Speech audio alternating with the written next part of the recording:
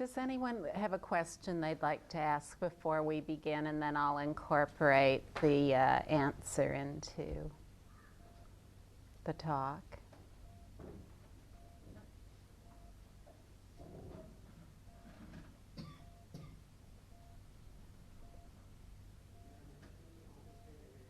Anything at all, especially if you're embarrassed to ask or too shy or afraid, especially ask those questions. I wonder if you could speak anything about the physique, the body, because, well, it's coming from space, it's going to space, but, well, I at least, some people can have a lot of point of views about that, and it seems to be a consistent thing.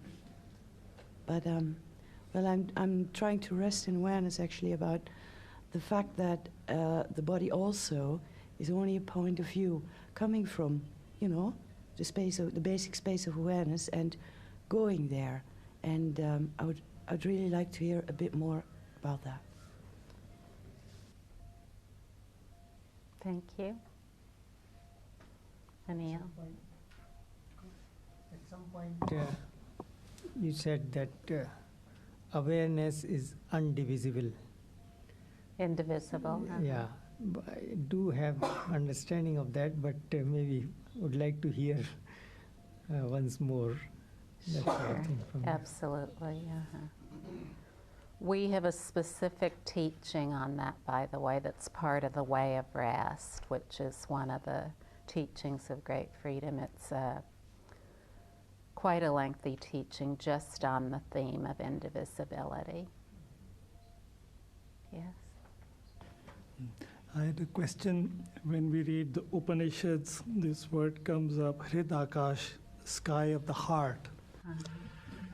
So this is something I'd like to ask you, that when we talk about the heart, that what is this heart, and why do the scriptures keep mentioning it? Oh, all right. That's a great question. Oh.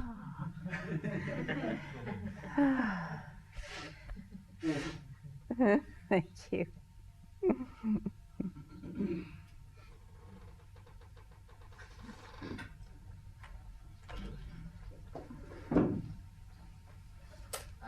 Yesterday evening I was very confused. I went through a lot yesterday evening, and then I had, on one hand, I had the urge to share it with the one I was talking to. Strong urge to tell what's happening inside of me, and then I started to get confused, but how far is it that I'm just telling him, her, my points of views? How much is it this giving substance to this personal identity? And this was something that was really confusing me for a while. In the end, it came out that I shared what was happening and it was fine. But yeah, there's a lot of potential for confusion when yes. It's not really a question, but maybe you can say something to that. Form it into a question.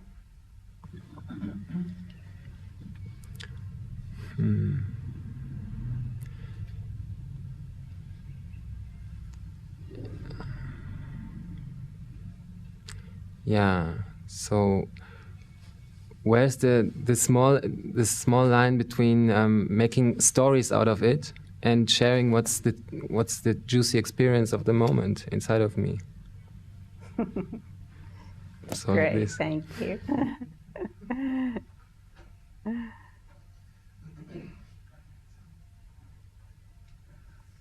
Up here, Simon, first. Right up here. Would you raise your hand? Didn't you have a question? Yes, yeah.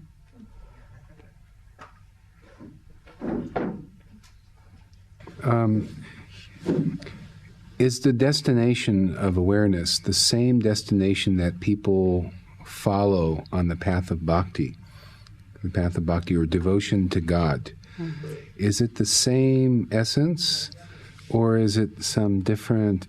Or is it another point of view within awareness? Bhakti? Bhakti, yeah. Oh, uh-huh. It's a path here in India people Oh, I'm teach. quite familiar with it. Oh, Yeah. good.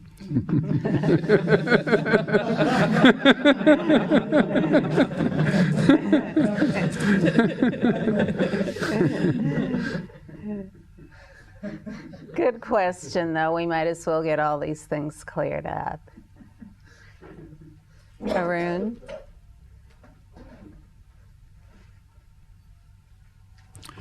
I'm just curious if a really strong desire or urge to freedom or know the truth is useful at all.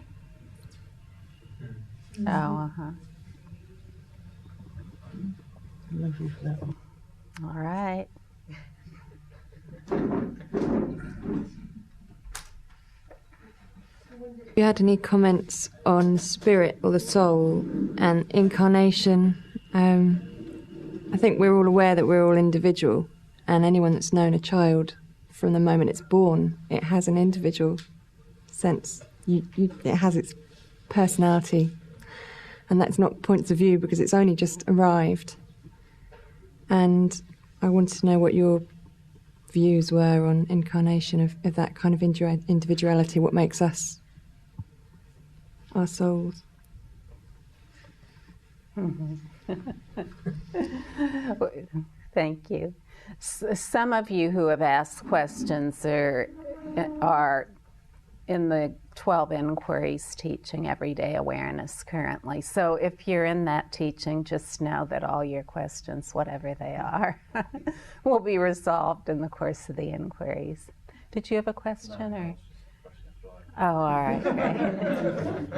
One more and then we'll begin. I just wanted to ask how can this thing work with the mental patients, schizophrenics, and people that are not aware of that have no ability of being aware of their awareness, and they're caught up in points of view, as you will say, but yeah. Uh-huh. You answer my question. Forget it.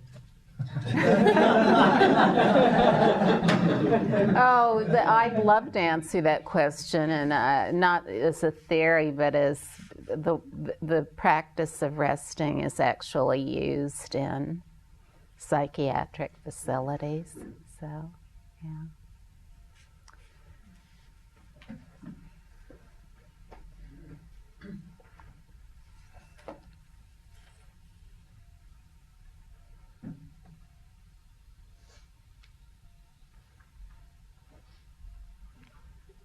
From the moment we're born, we have an urge within us to seek relief, whether it's crying for a bottle or crying to have our diaper changed or whatever it is. We have an urge within us to seek relief. Now, the urge of an infant is one that is entirely spontaneous. In other words, it's not thinking, I need something to eat. It's just a spontaneous expression, and then in the same way that a dog wants to eat. A dog doesn't think, oh, I need some food right away, or I have to eat at 8 in the morning and then 5 in the afternoon. It's entirely spontaneous. Now, I know with my dogs, they when they're hungry, they just show up by their bowl. You know, it's that simple, but they're not on a time schedule. And they're not thinking, what's going to be in the bowl today? So you see, when we're born, we're entirely spontaneous expressions of awareness. We don't have any opinions yet. We don't have any opinions about what's going on. No opinions at all. So this is very important to realize because this is our natural state. It's completely our natural state. Our natural state is to not depend on opinions and to live in a spontaneous, natural, highly relational way. Now, another thing about a baby, have you ever noticed they're impartial? So we can be carrying our baby down the street and the baby just looks at everybody. You know? It's not It hasn't come into any of these points of view of I'm someone and there's someone and maybe I have to defend and protect myself. None of that is going on. Babies have not been substantialized yet by points of view. They aren't taking themselves to be anybody. And so these are very important things to notice because it shows us what our natural state is. Just like the spontaneity of a baby who's entirely open and spontaneous, that's our natural state too. So in the same way that a baby will just stare at anyone and really stare, can't take their eyes off them. Have you ever noticed that? It's just so precious. This too is our natural heart inclination to be so connected to everyone. This is our, and it's always naturally present. It never goes anywhere else. So when we talk about the heart, that's what we're really talking about. We're not talking about a location in the body. And I'll get into that a little bit more in this talk this morning. But the heart is the essence of everything as it is. Inseparable from awareness is the heart. Inseparable from awareness is love. Inseparable from awareness is God, or whatever we want to call it. In the Great Freedom Teaching, we use the word awareness because there are many people in the world today, about 7 billion and growing all the time. And there's one word that all human beings can understand, and that's awareness. We all know we're aware. We know that we're aware, and no one can say that they're not aware. So if people familiarize themselves with awareness, then they know that by which all is known. So all of us in this room recognize that to one degree or another. And what it means to rest as awareness for short moments repeated many times is that we rest as love. We rest as the heart. We rest as wisdom. We rest as the devotionless devotion of everything as it is. So when we hear these terms like the heart or bhakti or whatever it is, when we hear terms like devotion, then we need to know what devotion is in the ultimate sense. And devotion in the ultimate sense is the complete heart devotion to the essence of our own being. The unmitigated, relentless heart devotion, that it can't be turned on and off. It's natural to us, and we recognize it when we rest as awareness. So it's very, very beautiful. Now, when we substantialize ourselves with points of view, as an infant this comes about. If we want to really know if there is somebody here, then we have to consider this label of a personal identity. And we have to find out, first of all, if this personal identity has a location. And secondly, we need to know if there's anyone dwelling there in that location. So, if we really want to look into the personal identity, these are the two things we need to know. Is there a location, and is there anyone dwelling there? Well, the infant has no ideas about any of that. It's a spontaneous expression of awareness only. And it has a sense of being, the ease of being, but that's all. It doesn't call it anything. It's just free and happy to be. Happy to be however that happy to be looks. So that happy to be hasn't been divided up into positive and negative. Happy to be screaming its head off, happy to be smiling. So you see, we project all of our ideas onto infants and we say, the baby's unhappy. But the baby is just spontaneously free as whatever is appearing. And so are we. We're always able to be spontaneously free as whatever is appearing. Now, this sense of being, the ease of being that a baby has, people start to describe to the baby what that sense of being is, and that's how the baby learns. I am an I. Everyone's telling me I am somebody. But even a baby cannot, for 2 or 3 years, ever even use the word I. Have you noticed that with an infant? They'll first refer to themselves by their name. I really noticed this with my own children and with my grandchildren. My grandson Jack, he was 3 or 4 years old before he ever used the word I. He would say Jack. That's what people called him. So he'd say, Jack wants to go to McDonald's and have a Happy Meal. He wouldn't say, I want to go to... He hadn't learned the I am the body identity yet. So it takes a long time to really start to focus on that and hold to it. So, if we really want to know about the personal identity, we need to know if there's any underlying basis that this label applies to, if indeed there is a location and someone dwelling there. And in order to look into that, all we have to do is say, okay, well, where is the I located? Where exactly is it located?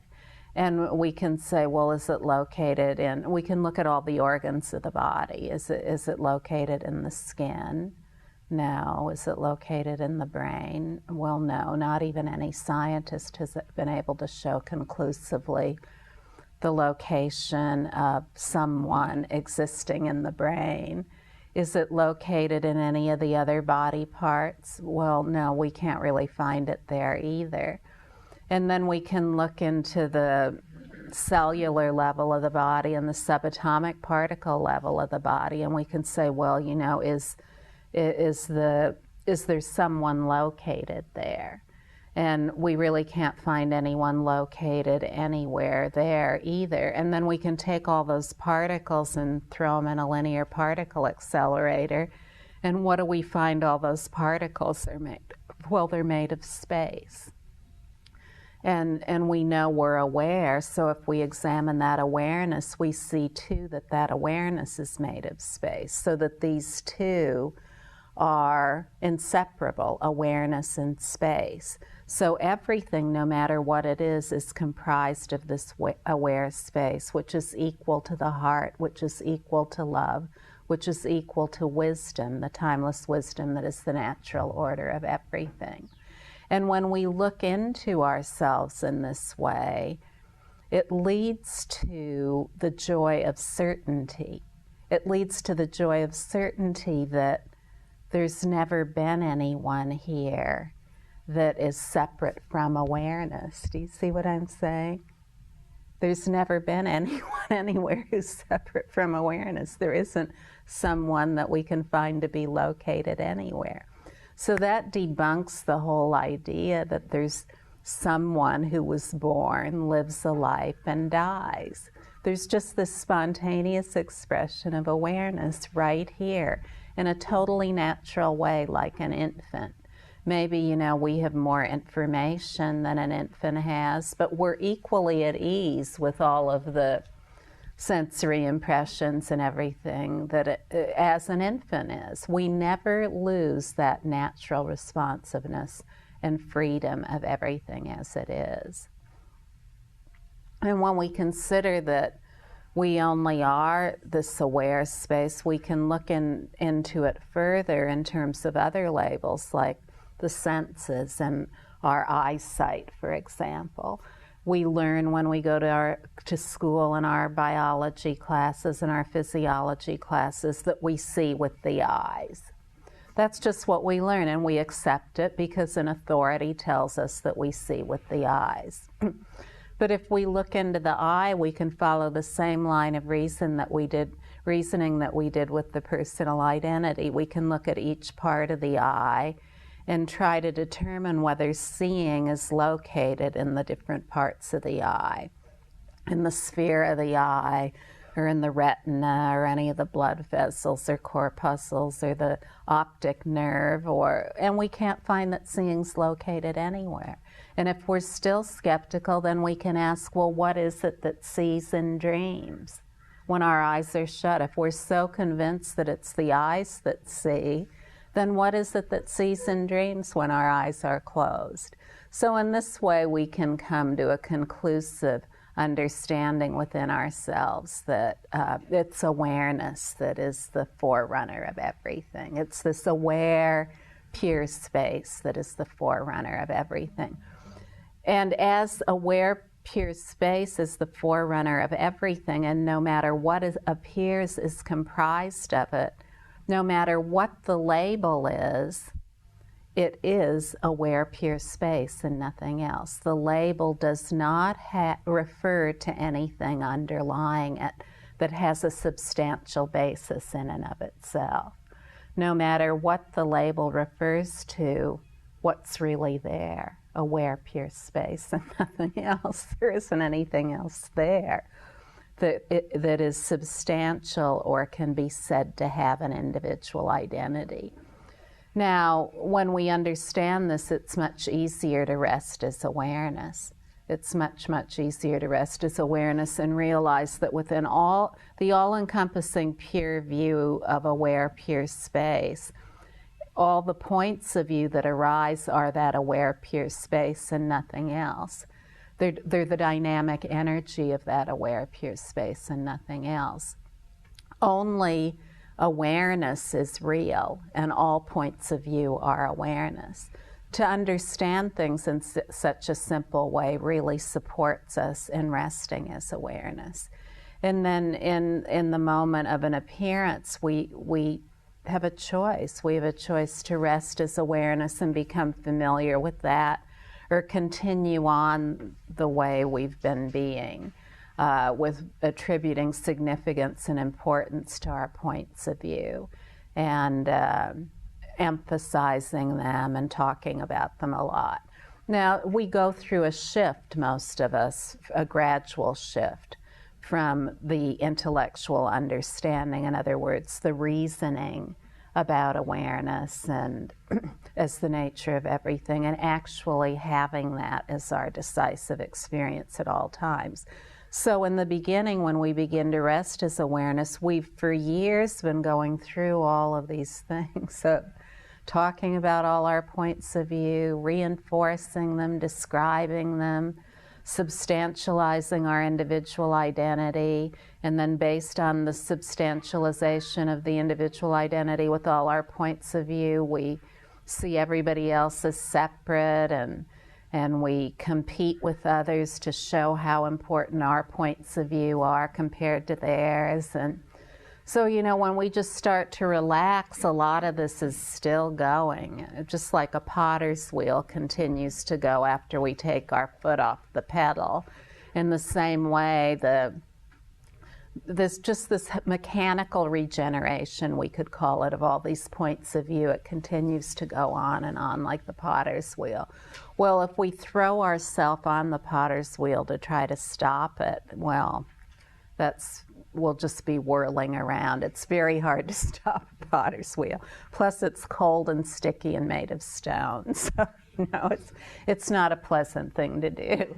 So if we try to forcefully stop everything that's going on in this transition process, then we'll feel uncomfortable. But if we just rest as awareness and let everything be as it is, all these points of view will naturally settle out. They'll just naturally settle out. Really and truly, to just rest as awareness is all that is required, and not even that is required. I can guarantee you, if you don't want to rest as awareness and you come here every day, just even with a little bit of an open mind in the beginning, and you continue to return every day, that conviction will dawn. I see this over and over and over again. I see people show up and who are totally lost in points of view, and maybe they just came off a bender. Do you know what that is? Where you get really drunk every day for a whole lifetime or whatever it is. Or on a big drinking and drug binge, and then show up here and do nothing. Just do absolutely nothing. Well, now, traditionally, it would be said this is a poor candidate. to realize awareness. But this is not the case. There's no one who is a poor candidate. Everyone already is awareness. How could anyone be a poor candidate? So you see, the intent of awareness is entirely beneficial by nature. And when this beneficial intent is entirely present in a teaching, and in other words, every word of the teaching states that everyone already is aware, that there's no veering or wavering from that ever, no matter what seems to be happening, then that conviction as well dawns in anyone who shows up and sticks around. So, I have seen many of these situations, all kinds of people, from people who have had experiences of awareness, who are resting as awareness to some degree, to people who have never heard of awareness, to people who have tried everything to exhaust certain faults like alcoholism or drug addiction or sex addiction or whatever it might be. And through just showing up, conviction dawns that the ground of being, the real heart of being, the essence of that urge that is within them to seek relief in drinking or in drugs or sex or work or romancing or whatever it might be, recreation, that this urge is really an urge to freedom. It's an urge to ultimate freedom. But when we don't really know where to look or what to look for, then it comes out in other ways. So it comes out in, I feel so miserable, I want some relief, so I'm going to have a drink, or I'm going to smoke a joint, or take some acid, or whatever it is. There are all kinds of things available today, or other things as well. But all of these things, if they are troublesome in any way, and they're things that you want to change, then you've probably already tried to change them, but maybe haven't been able to do so. In resting as awareness, all of these faults are exhausted, and qualities are perfected in an easeful way.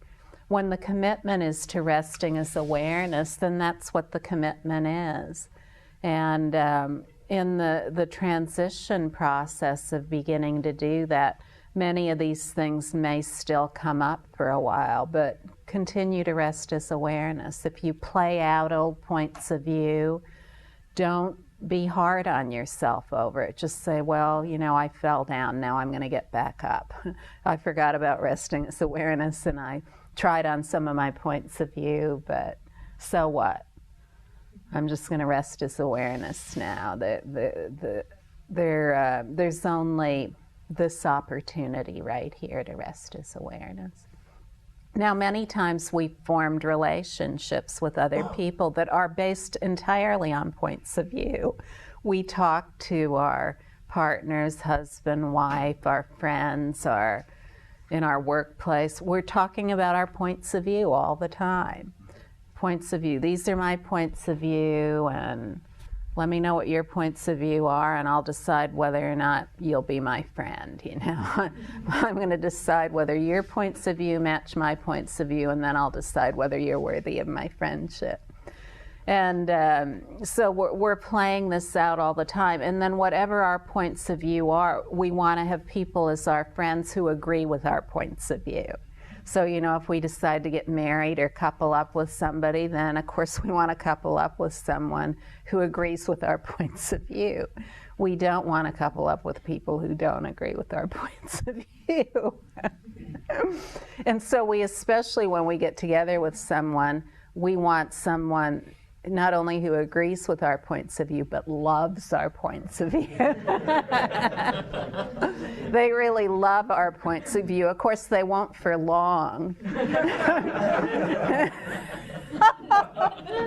That only lasts for a brief time in the beginning. Did you notice that? Then they want to change our points of view.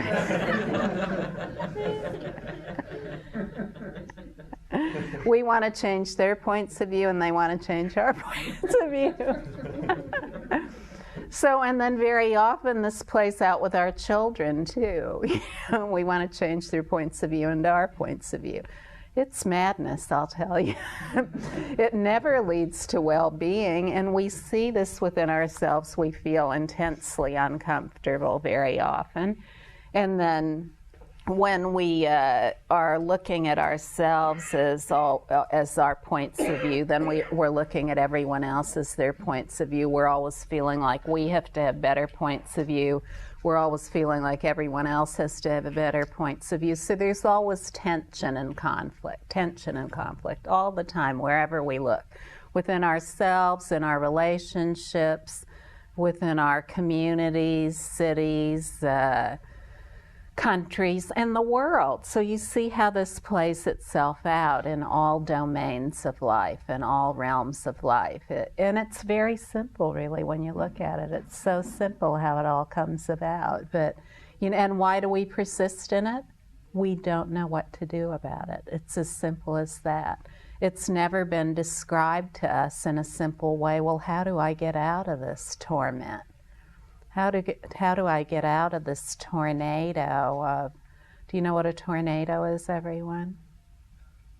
It's a spiraling wind mass that is very rapid in velocity, and it looks like a cone that comes up from the ground, so an upside-down triangle, and it whirls around at a very high rate of speed, and everything it touches, it just disintegrates. It totally demolishes everything in its path. In America, we have these things called tornadoes, literally and figuratively. So, when we live our life based on all our points of view, it's like being caught up in a tornado. A tornado, it lights somewhere, and then it goes up in the sky, and then it lights somewhere else, and you never know where it's going to light. It destroys everything. So the same is true with all our points of view. When we live in this whirlwind of points of view, then we're caught in that forever, and we never know where it's going to touch down and destroy relationships, destroy our own well-being. We just never know, because the points of view are countless. They're ceaseless. They're unpredictable. They can't be determined. And when we take ourselves to be those points of view, then when they appear, we think we have to do something about them, and this just creates more chaos. This creates more confusion. This is particularly true with powerful negative or afflictive states. When these states come up, they feel so urgent, and when we've had a habit of handling them in a certain way, then we might want to persist in that for a while, because it might seem like that's the only way we can get relief. However, when we rest as awareness, we find true relief. We find true relief. And it may be difficult to stop talking about our emotionally afflictive states and just rest as awareness. No need to push ourselves or anything at all. Just gradually allow yourself to rest as awareness in a comfortable way. Grow familiar with it, and then apply it to the things that are especially afflictive, that really cause a lot of pain. And gradually in this way, it's possible to resolve all afflictive states, no matter what they are, to find the pure pleasure in everything as it is. So you see the essence, the heart essence of all afflictive states is pure pleasure. It's pure pleasure, and that pure pleasure is in the lack of separation between happiness and suffering. You see, the only way we come to know that is through our own decisive experience that all of these appearances, they actually are awareness. They're not a special thing that has power in its own right, that can somehow get us or affect us or destroy us. They're a self-appearance of ourselves. And as we've already shown today, we only are awareness. So whatever appears, it's a self-appearance of awareness. When we rest as awareness repeatedly, for short moments, many times it becomes spontaneous. It becomes automatic. It becomes permanent. We rest as the actual heart, which is the basic space of that point of view, the heart essence of everything as it is. And only in this way can we really come to understand everything about ourselves. When we rest as that by which everything is known, then we know about everything. We know about our body and how to take care of our body. We know about our emotional states and how to take care of our emotional states. We know about our thinking, and we know about everyone else's thinking and emotional states too.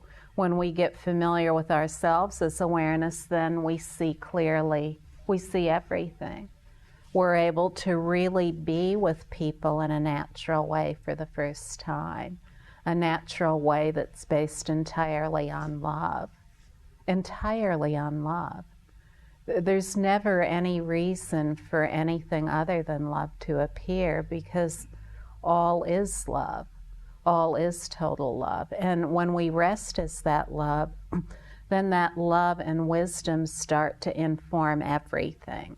All of our actions, all of the things we do in life. And the more of us who rest as this awareness, then the more love and wisdom informs everything about human living. Our institutions, the way we live together. Institutions that are based on points of view are places filled with pain and chaos. They just replicate what's going on inside us. They're a carbon copy of what's going on inside us. We copy it and paste it in an institution, and the institution is filled with the same thing that's going on inside. But not all institutions are like that. In Great Freedom, we have an organization that isn't like that at all. It's an organization where everyone is welcome as long as they live. No one can either tell you to go or stay. And if you stay, no one will ever vibe you out or force you out or say that there's anything wrong with you. You'll always be supported for success in resting as awareness, no matter what happens. And if you want to go, you can always know Great Freedom will be there for you. If you want to go, we'll say, oh, wonderful, we bid you adieu, but know that we love you and come back anytime. So, and we operate this way worldwide. People live together in a very happy, loving, peaceful way that's filled with enthusiasm for the benefit of the whole, and it's just totally natural and complete. So you see, when people rest as awareness, then they can form institutions and organizations that are happy places to be, rather than organizations where most of the organizations we get involved in, whether it's work or whatever it is, when we go there, there's always a subtle threat that we can be kicked out. We can either be fired from our job or kicked out of where we're living, or maybe, it'll be made miserable for us wherever we're living because people won't like us, and then they'll kind of ignore us when we come around, look out of the corner. There's that one.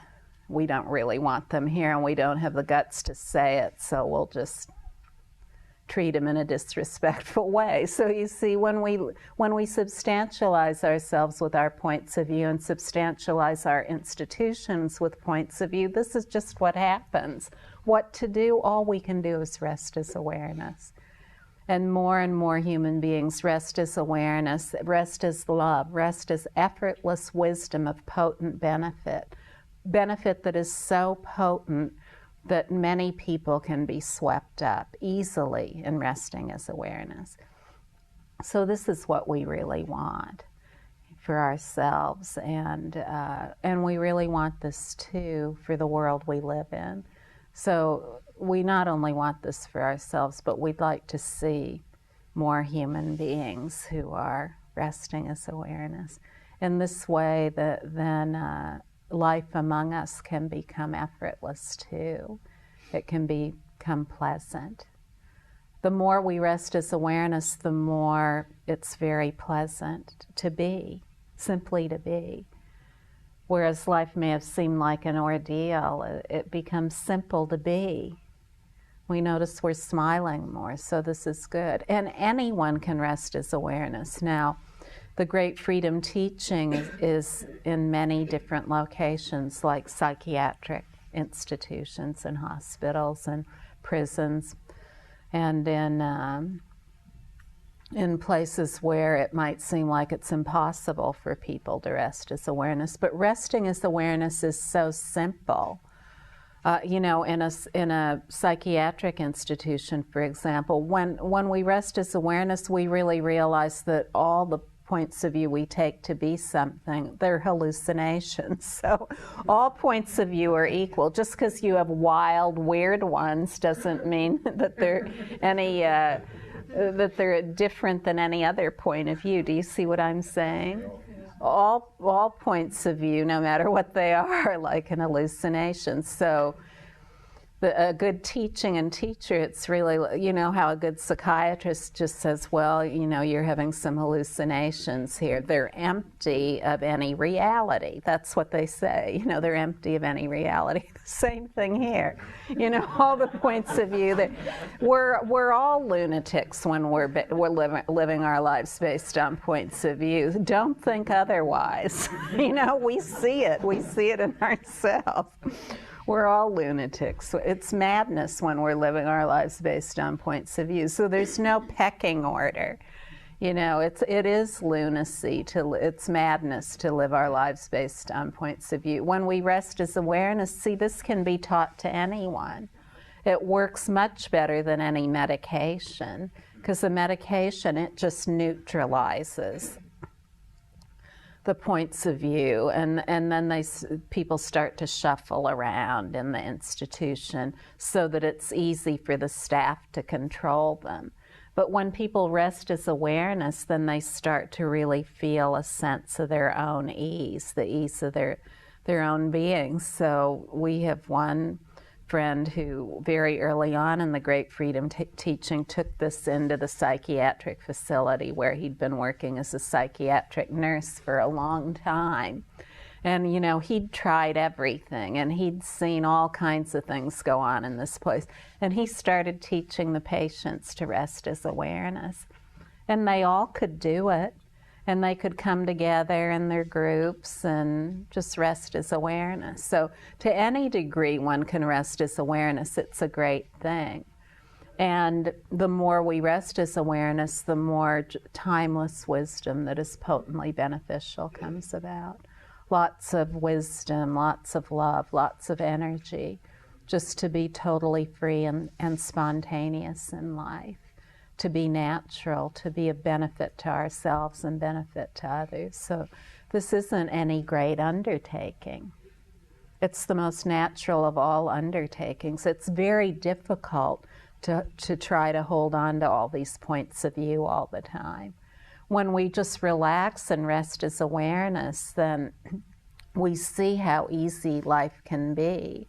We see that all these points of view that appear within awareness, they only are awareness. There's no need to make anything seemingly substantial out of them. So just relax. Whatever your points of view are, they're perfect. You don't need to change your points of view into the points of view of an historical figure like Buddha or anyone. You don't even have to change your points of view into the points of view of anyone in this room. Whatever your points of view are, the heart essence of everything as it is so filled with loving kindness and perfection that whatever your points of view are, they're perfect. They're perfect for the realization of the full evidence of awareness. Whatever your points of view are, what else would you rest as? You can only rest as your own points of view, and there is no awareness that's separate or apart from those points of view. So this makes it so easy, very direct. Anyone can do it. No need to be in any class or caste or all that's gone beyond. See, all these things are points of view. When we rest as awareness, we realize that a lot of conventional beliefs that we've had or that other people have, that these are all just points of view too. In what is unborn, how could there have been the birth of something like called reincarnation or karma? What is entirely unborn is always unborn, including every point of view. So karma is unborn. Reincarnation is unborn. When we rest as the unborn, we realize that all these points of view that stir around and proliferate and are sources of confusion are just all within the realm of points of view. When we rest as awareness, we see everything as it is without thinking about it. Without thinking about it. Whenever we have a belief system about anything, then hierarchies form around it. You know? Hierarchies that say some people are better than other people. Some beings are better than other beings. But when we just rest as awareness, we rest as the great equalness of everything as it is. This is the truly real heart, the great equalness of everything as it is, in which there's never been any kind of separation or division of any kind.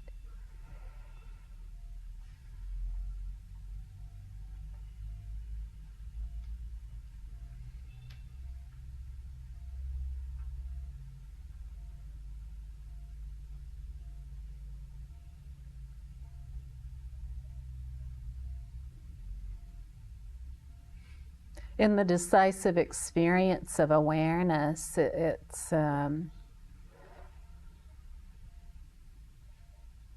just such a relief. It makes all the philosophy books unnecessary.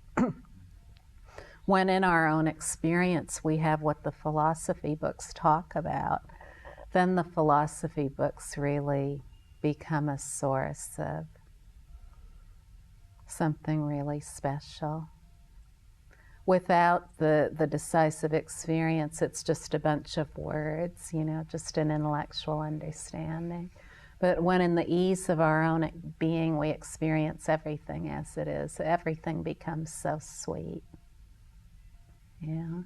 Even the things that are appearing like wars, conflicts, suffering of people, famine, no health care, no education, no clean water, all these things. In resting as awareness, then we enter into the only wisdom that can solve these problems. If we just keep talking about them as points of view, then nothing ever happens. Have you noticed that? There's just more war, more famine, less clean water, more confusion. When we rest as awareness, we come up with powerful solutions that are beyond causation.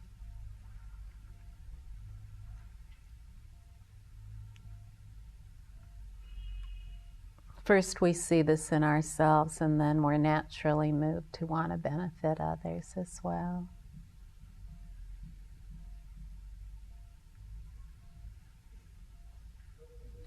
We have a question.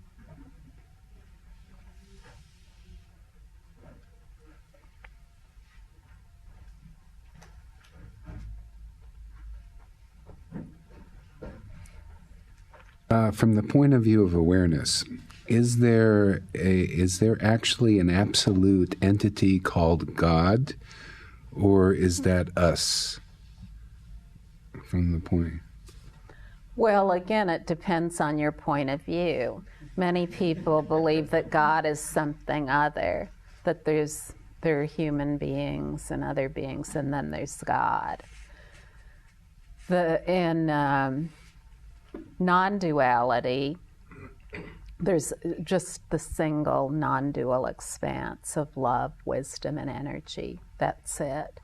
And when we rest as awareness, we decisively experience that which is inexpressible, in other words, it can't be described, entirely open, naturally present, and indivisible, as it is a single space. It's just a single space. So in our own decisive experience, we have that experience of what might be called God. But that experience we have as ourselves, so we don't see God as something separate. There needs to be awareness in order to have the concept of God. Without awareness, there's no concept of God. And awareness, it's not a thing. It can't be substantialized in any way. All points of view are included within it. The point of view of the universe, everything, no matter what, the cosmos, no matter what can be perceived or conceived, is within awareness. It's a self-appearance of that awareness. Now, when it comes to our true nature as human beings, what is more important? That all human beings have a simple way to understand the essence of everything, or to call it something? Do you see what I'm saying?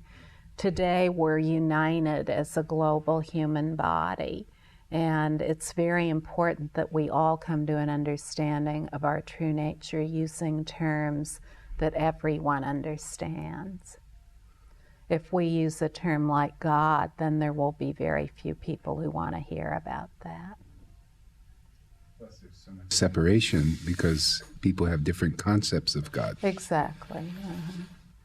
So nothing needs to change. If you believe in God, and that's really important to you, that doesn't need to change. Just rest as awareness, and more you'll know exactly what that is. I have a question. When you say point of view, different points of view, is that a synonym for points of awareness? Yes, it is. It is a synonym for points of awareness. One other question I had, when you talk about choice, does that not create a chooser and again get into the problem of getting stuck in a point of view? That's a very good question. It only creates a chooser if there's a personal identity to choose. Do you see what I'm saying? But if there's rest as awareness, there's just awareness. The personal identity or chooser is just a point of view. But the chooser and the personal identity, too, are both awareness. So you see, there's no need to separate anything out. The doer and the non-doer aren't two. This is the only way we can understand ourselves in a really natural way. Do you see what I'm saying? Yeah. The confusion, I think, comes when we say you have a choice. That means if you don't use the choice, you're not a good person. And then the whole guilt trip comes that... Oh, I see what you're saying. No. In the Great Freedom Teaching, we never put things in those terms. It's not a matter of being a good person or a bad person.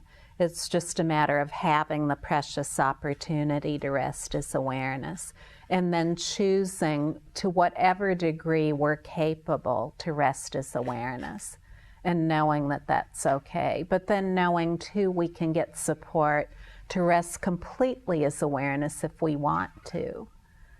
But it will never be about being a good person versus a bad person, or a pure person versus an impure person. Whatever appears, it already is originally pure. When we rest as awareness, we just have great love for everyone, no matter what they're doing. Yeah.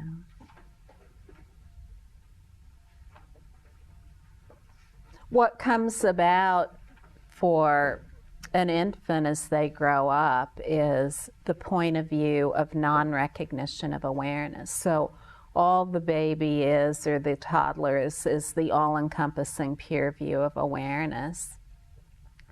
And then within that, the point of view of non-recognition of awareness appears.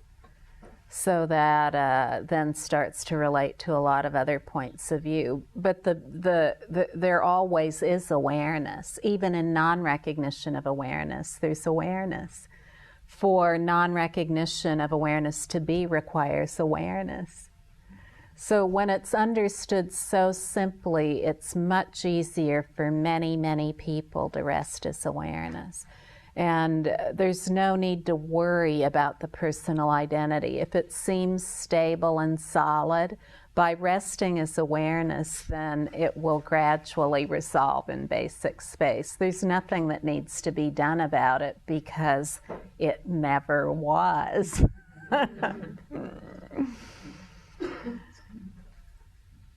So even if we continue to see ourselves as a chooser, a doer, a personal identity for a while, this will just gradually resolve with no effort whatsoever. In the same way it came about gradually. The idea of being a doer, the idea of the I, the personal identity, this gradually came about. The chooser. By resting as awareness, all of that resolves in the basic space of awareness, which is its only essence. This is the ultimate kindness that we can give ourselves, or even to share with others, to say, oh, I learned something that's so amazing. This is the source of complete relief.